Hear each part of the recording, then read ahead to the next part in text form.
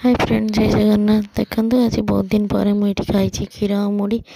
दीदी चा पिंदी मुझे चा पी क्षीर मुढ़ी खाई पुअर सब कम सरला भोक कर वर्षा पक चटपट खाई इच्छा तो ये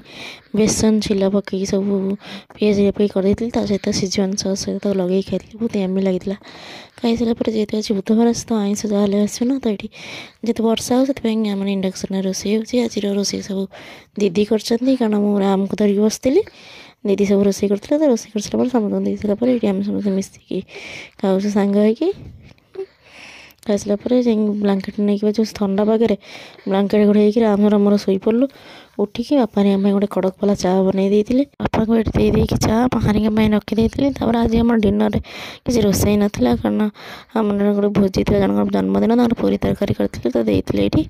दिन भी तरकारी रही जाता आम खाई आप देखिए दिन भल लगे लाइक शेयर सब्सक्राइब कर चैनल।